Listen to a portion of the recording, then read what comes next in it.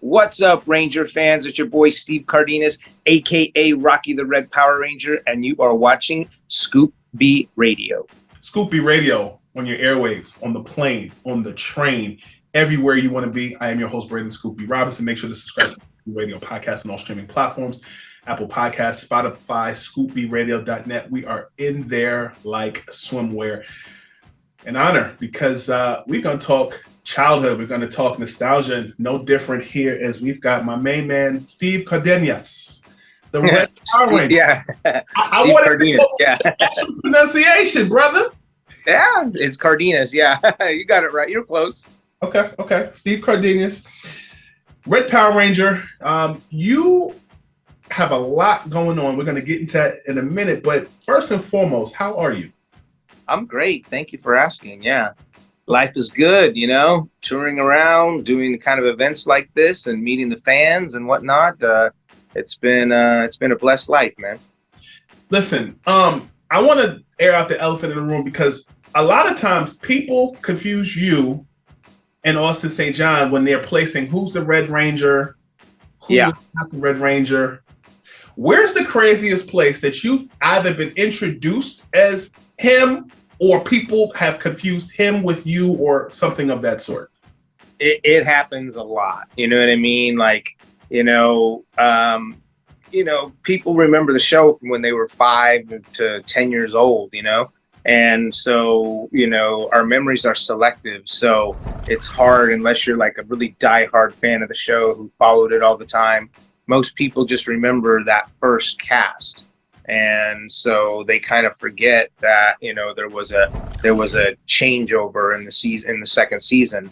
And so naturally when they think Red Ranger, they think Jason. And so they just call me Jason all the time, it happens constantly, but I'm always happy to educate them. Oh no, I was the second Red Ranger, so on and so forth. But some people just never remember that. Like, oh, okay. Yeah. I think I remember that. Did you guys ever join like a Power Ranger group chat, like the actors of the show? No, like those Discords, you mean?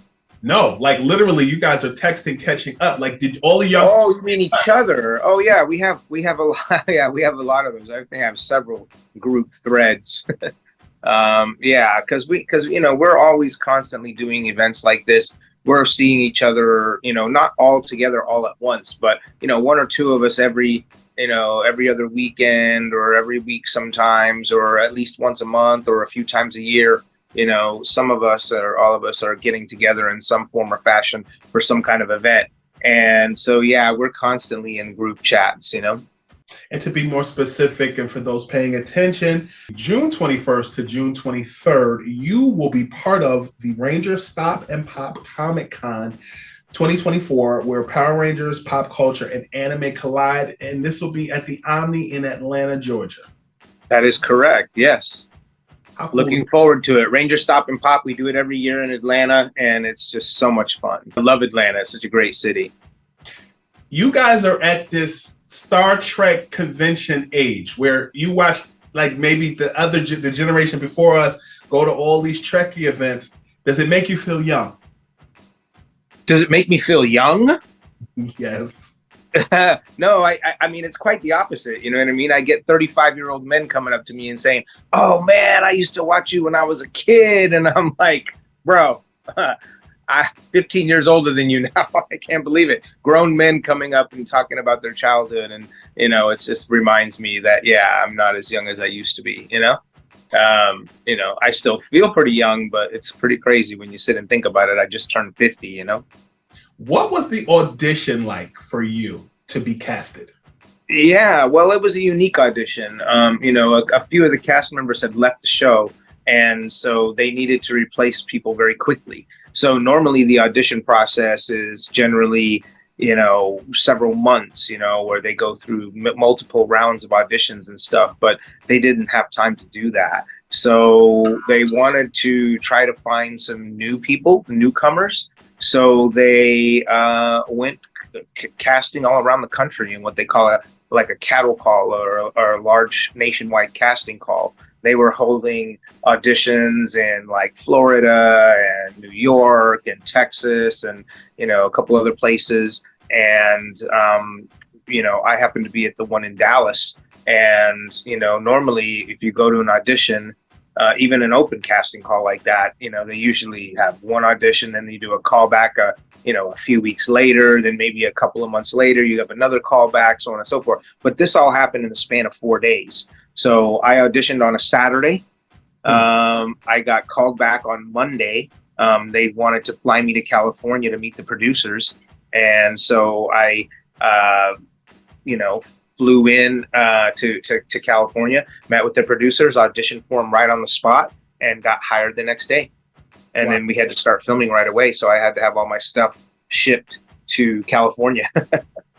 It was very quick. And, the process was something I'd never experienced before because I'm not an actor. I was a martial artist.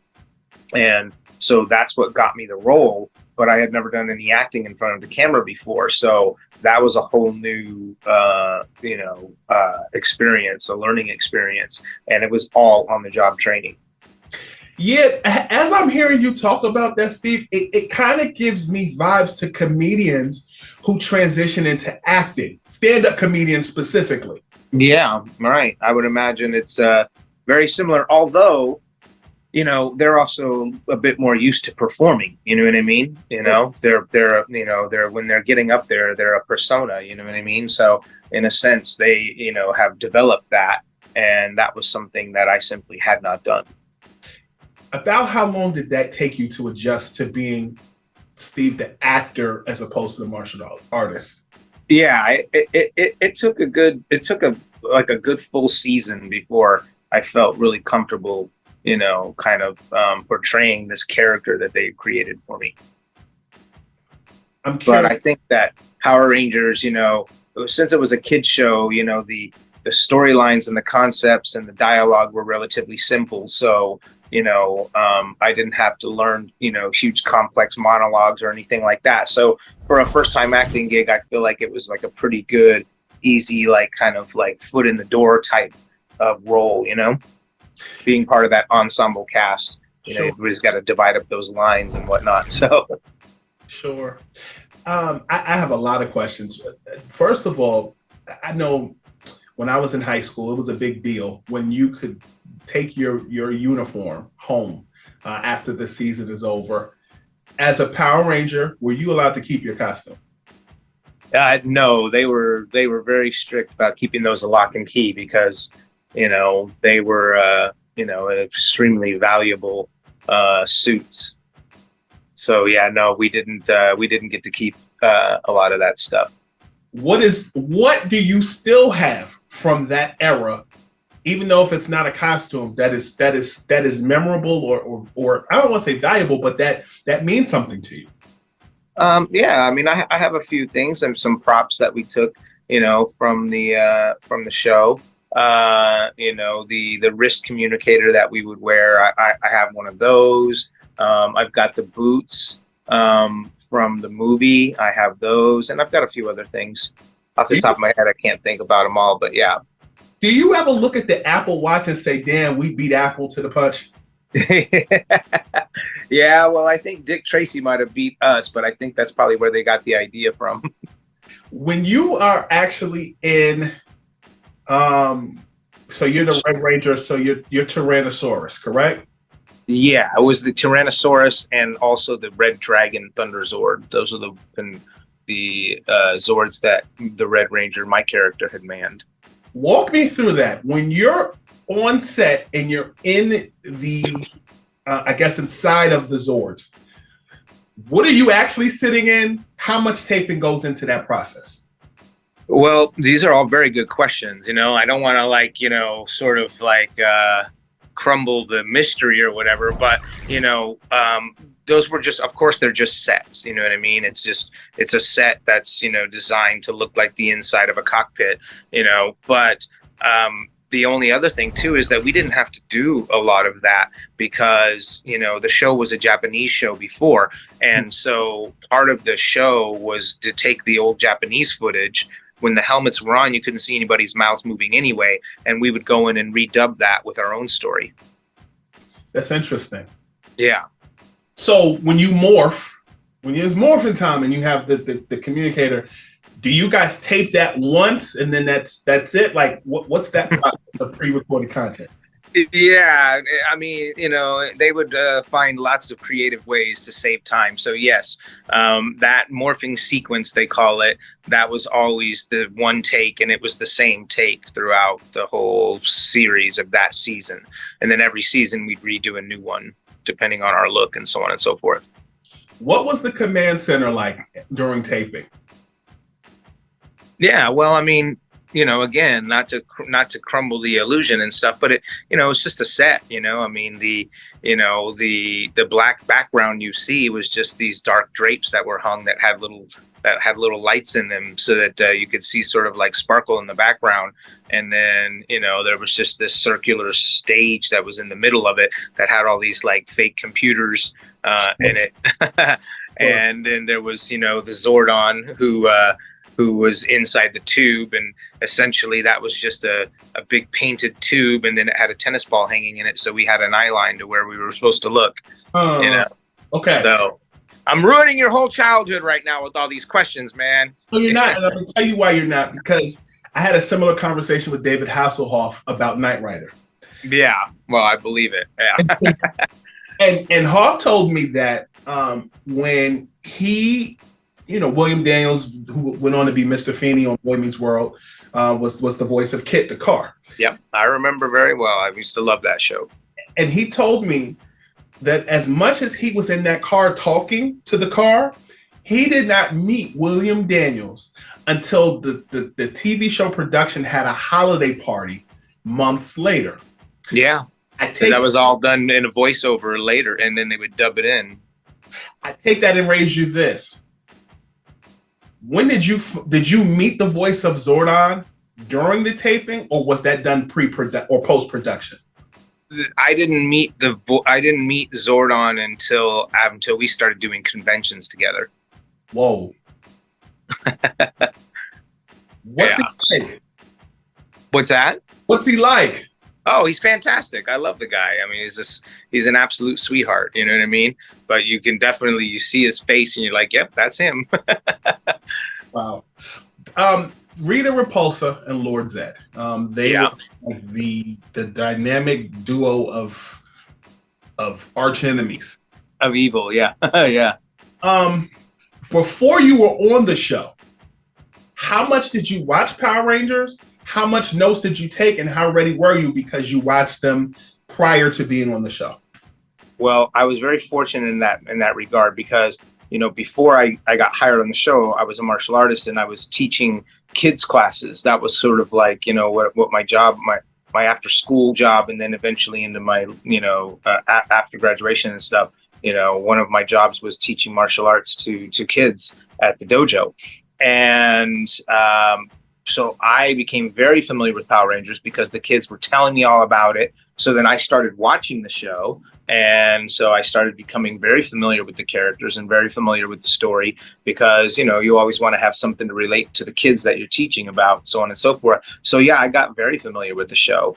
And I think it helped me with my audition because I understood what morphing was and I understood all that stuff. So when we had to read our lines, I knew about the poses and stuff. And I kind of like, told my co-stars to make sure they did this when they said it's morphin' time, put your hand behind your back and so on and so forth. And I think that might have impressed the people when we were auditioning because I was familiar with that. Tommy Oliver, the Green Ranger, and then ultimately the White Ranger as well, had a cult following just because of being different. He pulled all the girls. He was just different. Did you have any interaction with him? What was he like? Well, yeah, I mean, I did 125 episodes with him in 2 movies. Of course I had interaction with him. I mean, we saw each other every day. So yeah, I mean, he was really great. The guy was, he was definitely a character on set. He definitely liked to play a lot of pranks and things like that. But just, we were working together 12 hours a day. You've got to keep the mood light. So he understood that, and kind of as the leader of the group, he understood, in order to keep everything interesting and keep it fun and exciting, he really stepped up into that role for sure. Coming from a basketball world like myself, I feel like oftentimes when guys are not playing basketball, they're still playing ones. They're playing pickup and doing more. Did that kind of energy cross over during downtime comparatively with you guys as martial artists, where you're practicing your martial arts in between sets? Yeah, we would do some of that. I mean, we had to do a lot of that anyway because we had to do a lot of our own fight choreography for the show. The stunt coordinators were very generous in letting us create our own fight scenes so we could develop our own style for our character. And, we were constantly, rehearsing those fight scenes for the shoot days when we would fight, So, yeah, we were constantly working together all the time. As a martial artist and being on television as an accomplished actor, while you were on Power Rangers, had you ever had any aspirations of maybe crossing over into wrestling, professional wrestling? No, when I was a younger kid, I used to love watching wrestling, though, but I never thought about that. But I interestingly, my martial arts career, I had switched over to Brazilian Jiu-Jitsu. And so that's wrestling. That's like real wrestling, And so I definitely switched over to wrestling. Absolutely. So for the past 19 years, I've been doing Brazilian Jiu-Jitsu. Is that hard? Yeah, it's definitely. I mean, the interesting thing about Brazilian Jiu-Jitsu is even if you're a black belt from another art, you don't get to walk in with a black belt into that sport. You have to start over. So I humbly had to start over and work my way back up. Now, you mentioned that you grew up watching professional wrestling. Who were your go-tos? Who did you enjoy watching when you were?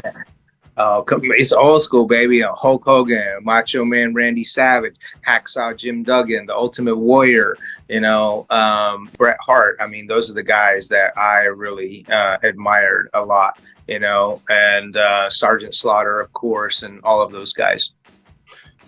If you're putting on the helmet of the Red Ranger and you had the opportunity to wrestle against some of those guys that you mentioned as the Red Ranger, who would you go against and who would win? Well, I mean, are you talking like in their prime and then my prime, or now? It's your world. We just live in it. You tell me. Yeah, no, I mean, in a fantasy world, I mean, those guys are just so much bigger than me. You know what I mean? Like they're just, they're massive. I mean, I'm 5'8" and 180 pounds, and these guys are, 6'4" and 275 pounds. I mean, there's just, even with martial arts and wrestling and all that stuff, if one of those big guys gets a hold of you, it's gonna hurt. See, as you're talking, I'm thinking of two people in particular. You got a minute? Yeah. I'm thinking Rey Mysterio, 1-2-3 Kid, who was also X-Pac and D-Generation X. Oh, okay. Yeah, okay. You would like to see me battle against those guys? Yeah, as the Red Ranger though, not as you. Oh, right. So then Red Ranger has his Red Ranger powers then. Of course. Oh, well then, dude, it's no contest. I mean, those. Yeah, I mean the Red Ranger. I mean when he gets his power, he's got the strength of a T-Rex. So he's gonna smash those guys. I like it. You have pretty much answered all my questions. I talked about a 35-year-old fanning out. I'm not 35, so you ain't got me there, but still trying to maintain that journalistic integrity while also telling you that you were definitely sugar honey iced tea when you. Oh, thank you, man. I appreciate you, brother. Thank you so much, man. It was great talking to you. Yeah. So for anybody that's watching, watching this clip here, guys, be sure to come to the Omni this month and come down and see all the Power Rangers from all the different seasons. We're all going to be there, a whole bunch of us. It's a very eclectic group, and it's going to be a lot of fun. And if you're a Ranger fan, it's definitely the place to be this summer. Listen, before you go, you got to give me It's Morphin time. Okay. It's Morphin time. Tyrannosaurus. I like it. Brother, thank you so much for your time. All right, bud. Take care. Thanks. You too. Bye-bye. Okay, bye.